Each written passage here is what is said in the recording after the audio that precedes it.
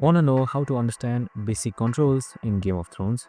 Well, no worries. In this video, I'm going to show you an easy step-by-step guide on how you can easily understand Game of Thrones Kingsroad and its controls. So it's super simple and under a minute, so let's get straight to it. Now, first things first, simply open up your Game of Thrones game and you should be provided with this adventure right here. So make sure you start an adventure, and we have also created a video on how to customize your character, create a character and name, so make sure to watch it.